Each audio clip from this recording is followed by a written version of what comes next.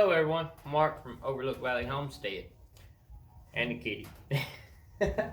um, this will be part 4 in my video series about owning cattle. This one may be a little lengthy because we're going to go over several things in this one. And it may not. I'll do the best I can and make it as brief as I can. And for all of you who are still watching the videos I'm putting out, I definitely appreciate that. I hope that my opinion is of some help to you, because that's what these are. These are my opinions on having cattle, and I'm just trying to share what I know. As I've said in past videos, many people have asked me many different questions about cattle and owning cattle, and I felt a good way to help those folks and many more was to just do a video series and say some of the things that I've learned in my lifetime being a cattle farmer and a kitty farmer. Okay, you're gonna get off my notes, baby. All right. So we're gonna talk about feed cost. That's one of the big things in owning cattle is the feed and what it costs. The different types of feed that you can buy, and the different things that you need to buy for your cattle. This is our feed bin right here. This feed bin only holds 700 pounds of feed when it's filled completely up. That will last me about 3 weeks to a month, according to how much pasture we have. In the wintertime, we may only get 2 weeks out of it. We feed more in the winter because there's less forage for the cattle. We feed hay in the winter as well, which is something else we're going to get into. The feed that I buy from my cattle, I get from my local co-op. It's just beef cattle feed. This is a good 12% feed. It's just an all-around feed that you feed beef cattle. If you have dairy cattle, I suggest that you feed something more than 12%. I suggest that you feed 14, maybe even a 16% feed if you can get it. It is more expensive. The feed that I buy for these cows it ranges from anywhere from $6.50 a bag to $8.50 a bag for the 12% that I buy. And it just kind of changes, I guess. So it's kind of like supply and demand. The more you need it, the higher it is, I guess. I don't know. I guess it goes with the grain market, with the stock market. So you can figure 14 bags that I buy on an average of every 3 weeks at $7.50 a bag, something like that. That's expensive. That's well more than $100. So that's an expense that you have to have if you have cattle. Unless you are fortunate enough to be somewhere where you have wonderful grass and can only grass feed your animals, hey, that's great if you can do that. They say that is a good way to feed cattle, is grass fed only. But in our area, it takes a little more than just grass. Now I will admit, in the summertime when the grass is very lush and green, we can back off on the feed. We don't have to feed as much. We go into a cycle of every other day feeding, just to keep the cattle coming up, keep them in their routine. And they get so fat, you gotta kind of monitor how heavy your cows get. You don't want them to just get super fat and sway back, and if you're selling, because people don't buy cows like that.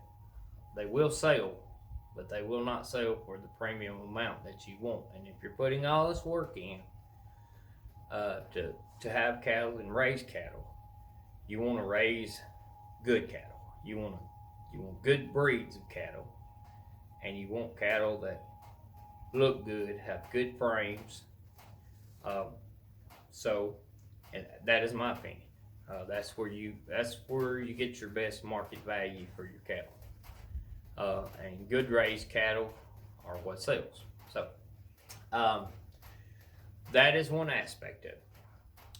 During the winter months here, probably 3 to 4 months, we have to feed hay. You want good quality hay. You do not want some old junk somebody has had a field that they don't take care of, and they just bale it and sell it just because they can get money off of it, and there's no quality in the hay. Sure, it's a bale of hay, but your cows can't live on it. They will die. If they don't have a good percentage of in the hay of protein, they won't live. They'll be eating, but they'll be starving at the same time.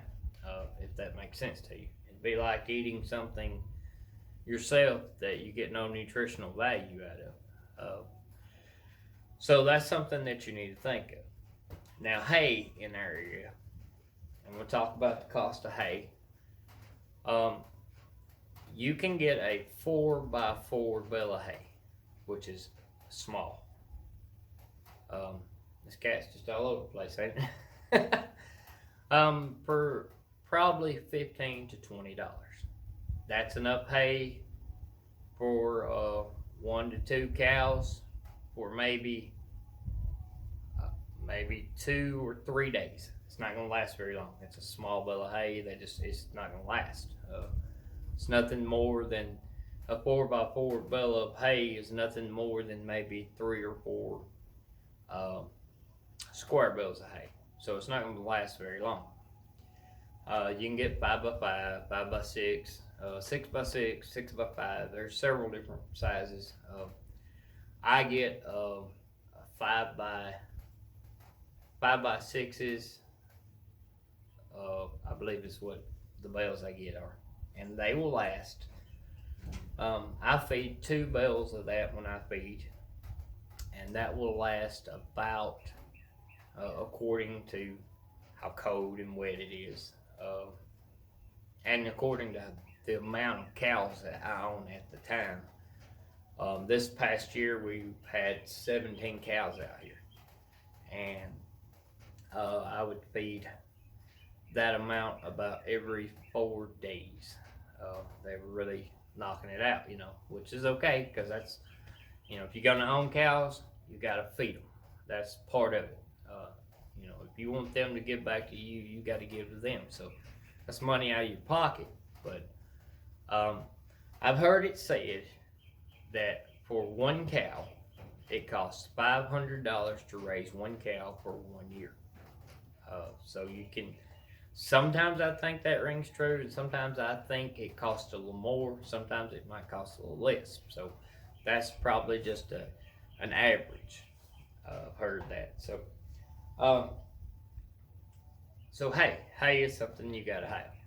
I fed 58 rolls in 4 months. So you figure that out however you want to figure it out. And the bales that I bought cost me somewhere around $30 a bale. So that's a lick. That's a pretty good lick of money. For me it is. I mean, it may not be for you, but for me that's pretty hard. I couldn't buy all those bales of hay at one time. I bought 18 to begin with, and then I started buying one 10 at a time, along, until I got all the hay that I needed. Now, this is where you start to question yourself. Is all this money that I'm spending to have a cow worth it? Because you're spending money on feed, you're spending money on hay. Now there's things we haven't talked about that you gotta spend money on. To feed cows, you gotta have somewhere to feed them. So you gotta have feed bunks or troughs, however you wanna call it. If you go to your local tractor supply store or somewhere like that, One feed trough. I think they're 6 foot long, something like that. Uh, and that will feed about, if you really, really push it, you could probably feed 10 cows on a 6 foot feed bunk. But that's with them packed in there pretty tight. I like to try and feed 5 cows per bunk. Um, that way they got a little room and they don't feel like they got to. Which cows are hogs, if you don't know that. They'll eat and eat and eat and eat and eat. They'll eat all you give them and more. And some of them are greedy. They don't want the other cows eating. So, I want my cows to have space. If a cow knocks them out from eating over here, that they can go to the other trough and eat. So, that's what I try to do. Okay, feed troughs. I was going to get back to the pricing on feed troughs. They're somewhere around $130 to $140 a piece. If you're fortunate enough that you know someone that has some used ones, you can get that, or you can do as I've done here before. One of my troughs, I built it. I took a piece of sheet metal and some 2x4s, and I built me a trough, and it worked great. Although it needs replacing now. It's been out there about 4 years, so the cows have been pretty rough on it. So especially the bull, he likes, if any feed falls on the ground under the trough, he puts his head under the trough and raises it up so he can get every little bite. So which is hard on the troughs. And as time goes by, your cows will tear up the troughs. Cows will tear up anything you put in the pasture over time. They're not trying to tear it up because they're mean. They're just nosy. It's a true fact that you can go out into a field of cows and sit down and be still and don't move. And before the day's over, the cows will all be gathered around you because they're so nosy they want to know what you're doing. You leave your tractor out there in the pasture, they're going to be all over your, like we leave our bush hog out there sometimes when we're bush hogging. And the cows will climb on the bush hog. I mean, you got to watch what you leave out there because they're nosy and they also hurt themselves, and a hurt cow can be costly. That's something we'll get into later too. Okay, so we talked about feed bunks. You're gonna need feed bunks. Now we're gonna talk about hay rings. If you feed round bales like I do, you need a hay ring to put it in. The reason for hay rings: cows waste. They will just keep dragging it out, and if you don't have your hay in a ring, they will waste more hay than they eat. And once they walk on it, they won't eat it. I mean, would you? So I can understand that. So there's several grades of hay rings that you can get, and I'm not sure on all the pricing on all those, but the more you pay, the better grade of hay ring you get, and the better ones keep the hay from being pulled out as much as the cheaper ones have more places for the cows to pull the hay out. So I have 2 hay rings here on our farm. They've been here. They're my dad's. He lets me use them, which a lot of our farm belongs to my dad and my mom, and we're fortunate enough that they let us use it to keep cows on. So, and they have some cows out there too. So, I didn't buy those, but I'm thinking, if I'm not sure, I'm not 100% sure on this, but I believe a hay ring is going to cost you somewhere around $150 and up. You might be fortunate enough to find some used one somewhere that somebody who doesn't do cows anymore has that they want to get rid of.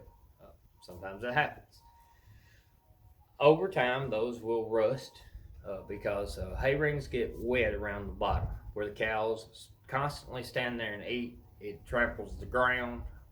There's no grass around your hay rings, and the water settles in the mud around the bottom. So you got to move your hay rings pretty often so they don't get so muddy, and give that ground time to heal while your cows tear up another spot of land. So that's something to think about. That's more work on you that you got to think about. Um, let's see. Another thing is if you're feeding round bales, you scared me to death. If you're feeding round bales of hay, you gotta have a tractor. Now, a tractor with a front end loader is ideal because you can drive out into the pasture, put it right over in the hay ring, and drop it and drive out. You don't ever have to get off the tractor. It doesn't have to have a front end loader. As long as it's got a rear hydraulic system and you have a spear so that you can pick the hay up and move it from place to place. For lots of years, I would go out into the pasture with the hay, get off the tractor, push the hay ring up on its side, set the hay down, and then roll the hay ring to the hay and turn it back over on top of it. That's a way of doing it, and it works. It's more work for you if you don't have a front end loader, but it will work. You may have a bobcat or skid steer or something that you can put hay out with. That's great too. If you don't have a tractor,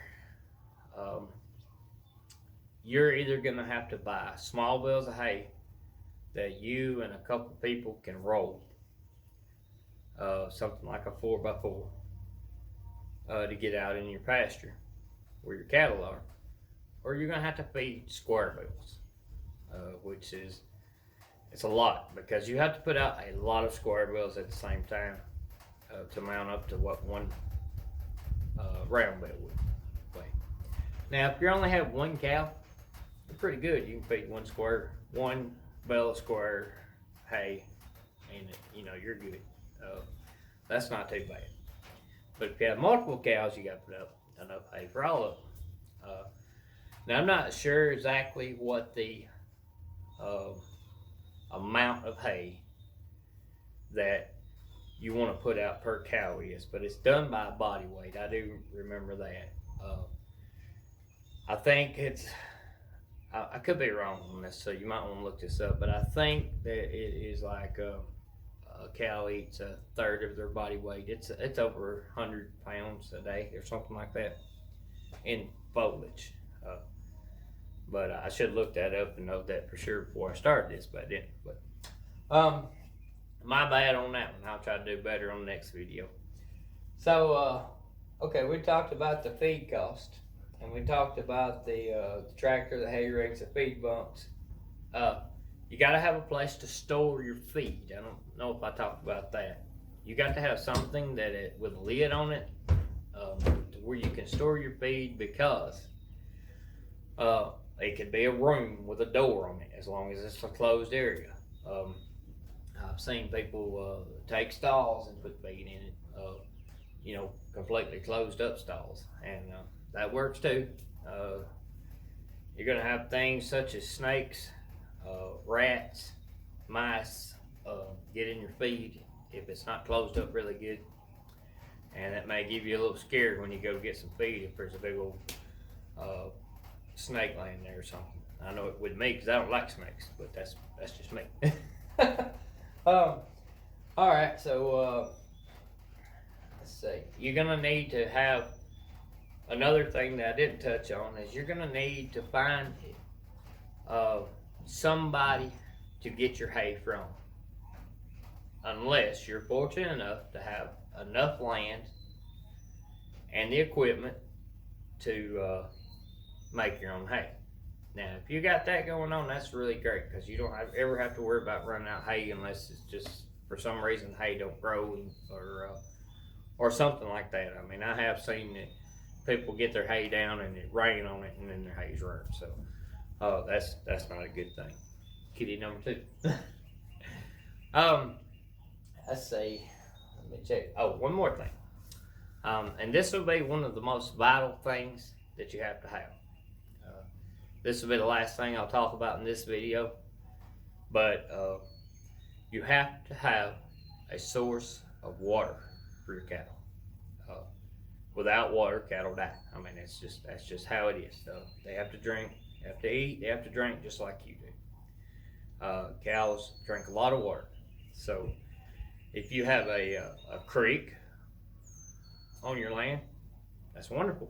They have a water source. if you have a stream or if you have a pond, those are great water sources for cattle.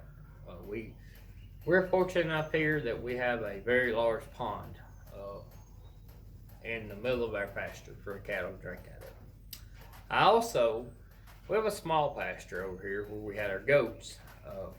We didn't have a water source, so we were having to tote water every day. Two 5-gallon buckets of water every day. It gets old. If you got to tote it a long way, it really gets old. So, I took my tractor and my front end loader and I dug a small pond. It's not very big. It's probably 25 feet by 25 feet, and it's probably 3 foot deep. But it holds water. It holds enough water that it feeds whatever animals is in that pasture. So that worked for me. If not, you need a water faucet, and then you need a water trough, and that's something else you're going to have to buy. That's going to be well over $100 for a trough, unless you can come up with something to use for a trough. Which in stalls like this, I've used things such as a cooler. Like a Coleman cooler, just take the lid off and just use the cooler for water. You have to fill it up a couple times a day if you got a pretty good sized cow in there, but whatever it takes to keep the cows alive is what you got to do. So you want to make sure that you're able to source hay from somebody. A lot of times it's way better to get your hay while they're cutting it. As soon as it starts being cut, and get it in your barn where it stays dry. Hay that's dry is better than hay that's got wet. I mean, it'll last long. And you want to have water for your cattle, and you want to be able to get feed for your cattle, and you want your cattle to have acreage to be able to graze on.